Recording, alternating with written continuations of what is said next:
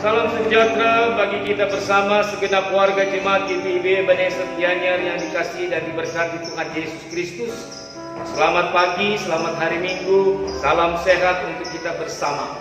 Kekasih-kekasih Tuhan, kita akan membaca bagian firman Tuhan pagi hari ini serta merenungkannya bersama-sama dalam keluarga kita masing-masing.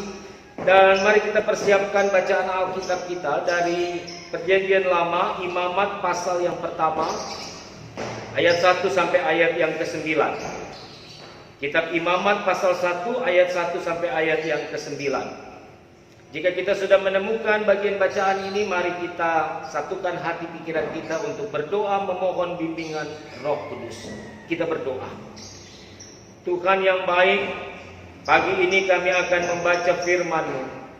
Kami mohon kekuatan Roh Kudus bagi kami untuk menerangkan sehingga kami dapat memahami kebenaran firman Tuhan serta melakukannya di tengah-tengah kehidupan beriman kami hari lepas hari. Tuhan bersabdalah bagi kami siap mendengarkan suara-Mu. Amin.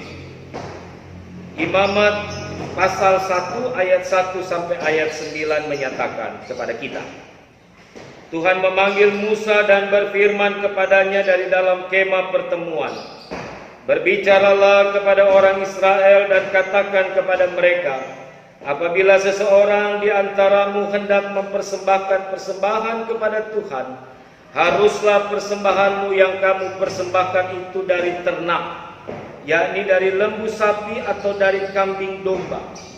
Jikalau persembahannya merupakan korban bakaran dari lembu, haruslah ia mempersembahkan seekor jantan yang tidak bercela. Ia harus membawanya ke pintu kemah pertemuan, supaya Tuhan berkenan akan dia. Lalu ia harus meletakkan tangannya ke atas kepala korban bakaran itu, sehingga baginya persembahan itu diperkenan untuk mengadakan pendamaian baginya. Kemudian haruslah ia menyembelih lembu itu di hadapan Tuhan, dan anak-anak Harun imam-imam itu harus mempersembahkan darah lembu itu dan menyiramkannya pada sekeliling mezbah yang di depan pintu kemah pertemuan.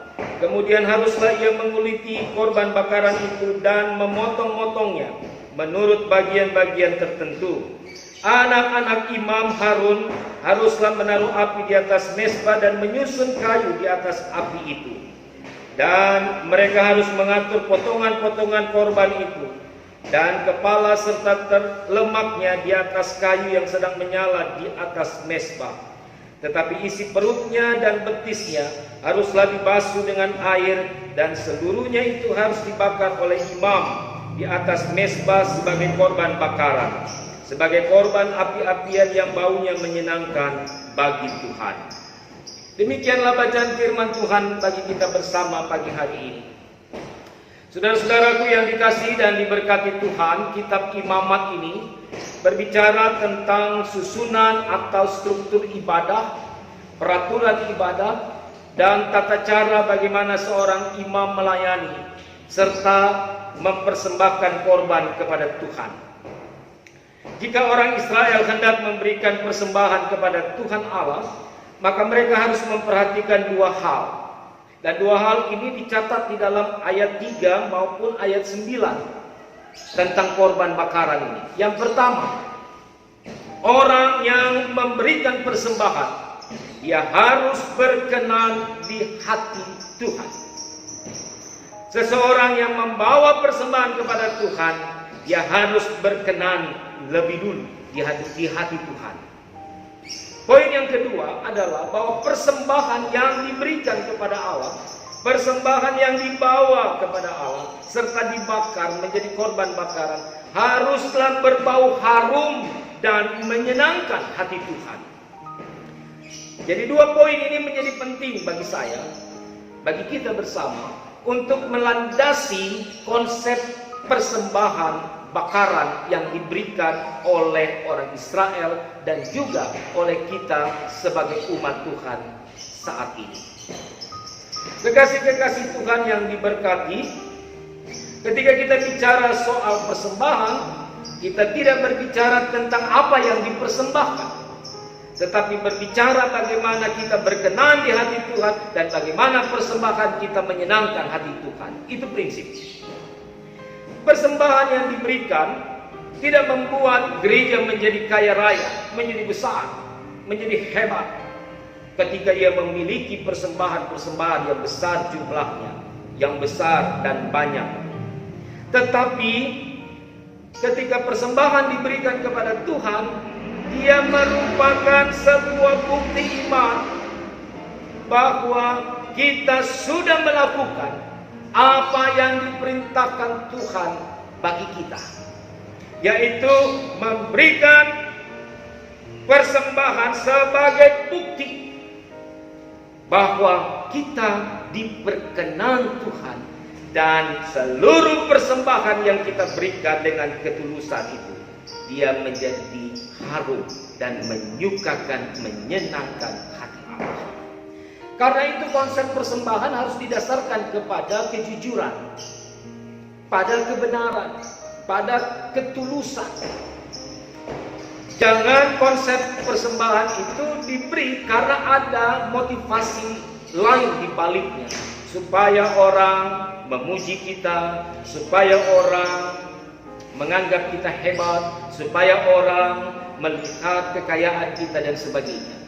Kalau itu menjadi dasar pemberian persembahan, maka itu keliru. Karena kita tidak diperkenan oleh Tuhan, dan persembahan berapapun besarnya itu tidak akan menyenangkan hati Tuhan. Saudara-saudaraku yang dikasihi dan diberkati Tuhan, dalam bacaan kita pagi hari ini dijelaskan bahwa seekor ternak yang menjadi korban bakaran itu harus dibagi-bagi berdasarkan urutan-urutannya, atau dibagi-bagi atas beberapa bagian. Bagian yang pertama adalah kepala. Kepala ini yang didahulukan untuk dikorbankan atau untuk dibakar menjadi korban bakaran. Kepala menyimbolkan pikiran. Pikiran seseorang, cara berpikir seseorang, cara bersikap dan bertindak seseorang ketika ia mempersembahkan korban bagi Allah. Karena itu tadi saya katakan bahwa ketika kita memberikan persembahan, maka cara berpikir kita tentang persembahan itu harus jelas, harus tepat. Tidak boleh didasarkan pada motivasi-motivasi duniawi yang lain. Pikiran atau kepala itu oleh Rasul Paulus dijelaskan di dalam 2 Korintus 10 ayat 3 sampai ayat yang kelima. Nanti saudara bisa baca dalam 2 Korintus ayat 10, pasal 10 ayat 3 sampai ayat yang kelima. Saya mau menekankan bahwa ketika Paulus berbicara dalam 2 Korintus 10 ayat 3 sampai 5 ini, dia mengatakan bahwa kami menawan segala pikiran dan menaklukkannya kepada Kristus. Jadi kita juga sebagai umat harus menawan segala cara berpikir tentang perkara-perkara duniawi, perkara-perkara manusiawi, perkara-perkara kedagingan, supaya kita dapat memberikan persembahan kepada Allah yang baik dan benar. Kepala atau pikiran itu menjadi penting untuk memberikan persembahan yang terbaik bagi Allah. Yang kedua, saudara-saudara yang dikasihi dan diberkati Tuhan, bicara soal lemak. Lemak yang dipersembahkan itu melambangkan kemakmuran yang Tuhan beri kepada saudara dan saya. Setiap kemakmuran yang kita punya harus dipersembahkan sebagai korban bakaran. Sebagaimana Allah senang dengan bau harum dari lemak yang dibakar, Allah juga senang dengan persembahan harta kekayaan kita yang diberikan dengan ketulusan dan kebenaran. Yang ketiga, bagian bacaan kita juga menjelaskan tentang organ dalam, atau orang Jawa biasa katakan jeroan. Organ bagian dalam ini juga harus dipersembahkan karena ia melambangkan perasaan yang dalam, korban perasaan yang dipersembahkan kepada Tuhan. Dalam hidup kita, tidak semua hal, peristiwa, situasi, keadaan menyenangkan ketika kita mengikut Tuhan. Kita berhadapan dengan berbagai pergumulan, tantangan, persoalan-persoalan, sakit penyakit seperti yang saat ini sedang kita alami. Pandemi COVID-19 membuat kita terkungkung, membuat kita terisolasi, membuat kita tidak bisa beraktivitas, kita tidak bisa bersekutu, kita tidak bisa ada di dalam keadaan yang rutinitas. Namun ketika jeroan atau organ bagian dalam ini juga menjadi hal penting di dalam konsep persembahan atau korban bakaran ini, maka sebenarnya dia mewakili perasaan kita. Bahwa sebagai umat Allah yang menjalani kehidupan iman, kadang-kadang kita juga harus merendahkan diri kita seperti kata Yesus, menyangkal dirimu, merendahkan diri kita, bahkan harus sampai pada korban perasaan. Ketika kita dihina, ketika kita dicaci maki, ketika kita dimusuhi, kita tidak membalas semua itu, tapi kita justru melakukan kebaikan-kebaikan, kebenaran-kebenaran. Sesuatu yang kita tawarkan adalah sesuatu yang berbeda dari dunia lakukan. Dan ini bicara soal lemak tadi. Berikutnya bicara soal organ bagian dalam atau jeroan itu. Yang terakhir itu adalah betis atau kaki. Bapak Ibu Saudara-saudara, kaki yang dipersembahkan melambangkan perjalanan rohani kita bersama dengan Tuhan. 2 Timotius pasal yang ke-8. 2 Timotius pasal 2 ayat yang ke-8 sampai ayat 13. Mencatat bagaimana komitmen dari Rasul Paulus di dalam menjalani proses dengan Tuhan. Ia menderita, ia ditawan, ia harus menanggung hal-hal yang berat, tetapi kesetiaan imannya teruji. Bahkan dikatakan ia siap mati bagi Allah.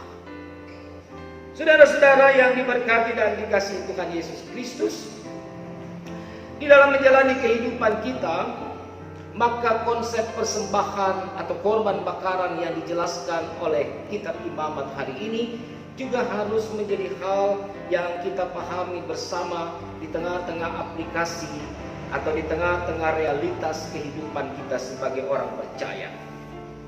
Yang pertama adalah bahwa kita sadari, kita imani bahwa kematian dan kebangkitan Kristus adalah merupakan representasi dari konsep persembahan korban bakaran yang dilakukan oleh umat Israel. Di dalam bacaan kita dikatakan, jika kamu ingin mempersembahkan korban, maka korban itu haruslah yang tidak bercela. Dia harus suci, dia harus kudus, dia harus bersih. Maka Yesus Kristus adalah seorang manusia yang tidak bercela, yang hadir untuk menjadi korban bakaran, korban penebusan bagi kita.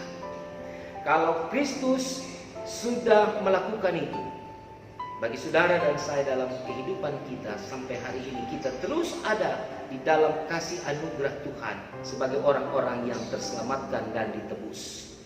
Maka konsep ini juga harus menjiwai kita untuk juga melakukan kehidupan ini dalam tindakan yang dilakukan oleh Kristus Tuhan, yaitu mau menjadi seseorang yang tidak bercela, yang bersih, mulai dari kepala, hati, sampai kaki atau betis. Seluruh konsep kehidupan kita haruslah menjadi konsep kehidupan yang menyenangkan hati Tuhan dan berkenan bagi Tuhan.